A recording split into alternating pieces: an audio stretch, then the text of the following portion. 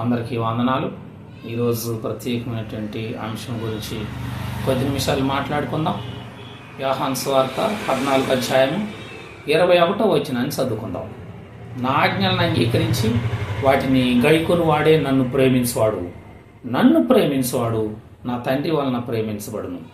నేను వాణ్ణి ప్రేమించి వానికి నన్ను కనపరుచుకుందునని చెప్పిన చిన్న ప్రార్థన చేసుకుంటాం. ప్రేమ కలిగిన మా తండ్రి, మహిమ కలిగిన మా గొప్ప దేవుడా, ఈ ప్రత్యేకమైన సమయాన్ని బట్టి నేను నీకే వందనాలు. తండ్రి, బిడ్డలు మీ ఆధీనంలో ఉన్నారు. వినుసున్నటువంటి బిడ్డలు జ్ఞాపకం చేసుకోండి. వారికి కావాల్సిన శక్తిని బలంగా ఇచ్చేయండి. మంచి తెలివిని జ్ఞానం నుంచి నీ కృపలో వారిని కూడా వాడుకోమని, వారికి కావాల్సిన దీవెనలను ఆశీర్వాదాలను వారి విశ్వాసాలను బట్టి వారికి దయచేసినందుకు వందనాలు, స్తోత్రాలు చెల్లిస్తూ యేసయ్య శక్తి కలిగిన నామములో వేడుకొంటున్నాము తండ్రి, ఆమేన్. మొదటగా మన తండ్రి అయిన దేవుడి నుండి, ప్రభువైన యేసుక్రీస్తు నుంచి, పరిశుద్ధాత్మ సహవాసంలో మీ అందరికీ వందనాలు తెలియజేసుకుంటున్నాను. ఈరోజు ప్రత్యేకమైనటువంటి అంశాన్ని మనం ధ్యానించుకుందాం. యోహాను సువార్త 14వ అధ్యాయం 21వ వచనం. యేసుక్రీస్తు స్వయంగా ఆయనే మాట్లాడుతున్నాడు ఈ మాట. నా ఆజ్ఞలను అంగీకరించి వాటిని ప్రేమించువాడే నన్ను ప్రేమించువాడు నా తండ్రి వలన ప్రేమించబడును. నేను వానిని ప్రేమించి వానికి నేను కనపరుచుకొందునని దేవుడు సెలవిచ్చున్నాడు. ఈ మాటను మనం జాగ్రత్తగా అర్థం చేసుకున్నట్లయితే దేవాది దేవుడు అద్భుతమైనటువంటి మాట అంటున్నాడు. ఏం మాట అంటున్నాడు? యేసు క్రీస్తు ఆయన యొక్క ఆజ్ఞలను మనం అంగీకరించి ఆ మాట ప్రకారం ఆయన్ను ప్రేమించి ఆయన ఎడల విశ్వాసం చూపించి ఆయన చెప్పే ప్రతి మాటను మనం అర్థం చేసుకొని ఆ మాటల ప్రకారం జీవించినట్లయితే యేసుక్రీస్తుని ప్రేమించిన వారం అవుతాం. యేసయ్యను మనం ప్రేమించినట్లయితే యేసుక్రీస్తుని ప్రేమించడం ద్వారా వారందరూ కూడా తండ్రి అయిన దేవుని ద్వారా ప్రేమించబడతారని. అప్పుడు యేసయ్య అంటున్నాడంటే, నేను వానిని ప్రేమించి వానికి నన్ను నేను కనపరుచుకొందును. అద్భుతమైనటువంటి మాట. ఇప్పుడు ఆజ్ఞలు ఇచ్చేదేమో యేసయ్య, కమాండ్మెంట్స్ ఇచ్చేదేమో యేసయ్య. ఆ ఆజ్ఞలను అంగీకరించి ఆజ్ఞల ప్రకారం జీవించితే, ఆజ్ఞల ప్రకారం జీవించటం ద్వారా తండ్రి ఏంటంటే దేవుణ్ణి ప్రేమించిన వాడు అవుతున్నాడు.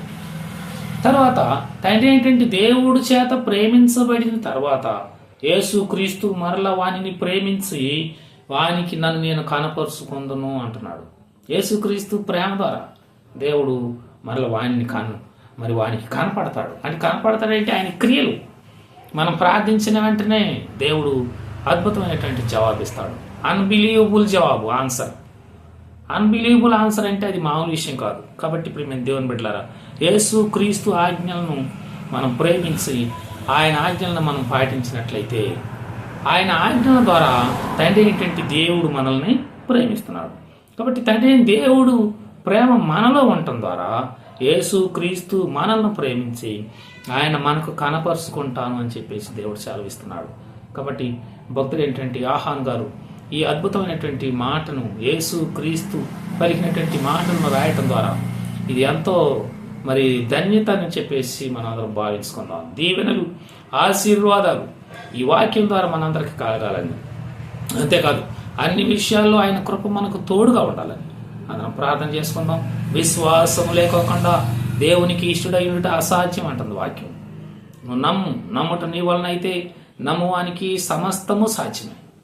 ఒకటి కాదు, అర కాదు, అన్నీ నువ్వు ఏదైతే విశ్వసిస్తున్నావో, ఏదైతే నమ్ముతున్నావో ఆ నమ్మిన ప్రతిదీ నీకు సాధ్యమని దేవుడు సెలవిస్తున్నాడు. కాబట్టి ప్రియమైన దేవుని బిడ్డలారా, యేసుక్రీస్తు మాట విని ఆయన మాటను మనం విశ్వసించి నమ్మి మనం ప్రార్థించి ప్రతి విషయంలో మనం పొందుకున్నాము అని మనం ఎప్పుడైతే మనం గ్రహిస్తామో, నమ్మకంతో ఉంటామో, నమ్ముట నీ వలన అయితే నమ్మువానికి సమస్తము సాధ్యమే అన్న రీతిగా సమస్తమును మనం పొందుకుంటాం. కాబట్టి అన్ని విషయాల్లో ఆయన చిత్తాన్ని ఎరిగి విరిగి నలిగినటువంటి మనసుతో మనం జీవించాలి.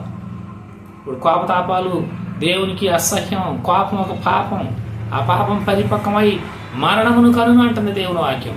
కోపం ఎందుకు? కోపం పడు కానీ ఆ కోపాన్ని సాయంత్రం దాకా ఉంచుకోవద్దని దేవుడే మాట్లాడుతున్నాడు. కాబట్టి ప్రియమైన దేవుని బిడ్డలారా, మనలో ఉన్నటువంటి విశ్వాసము అది 30 దంతలు 60 దంతలు నూరంతలుగా ఫలించి అద్భుతమైనటువంటి దీవెనలు పొందుకోవాలని తెలియజేస్తూ ఇంతటితో నేను ముగిస్తున్నాను. అందరికీ వందనాలు.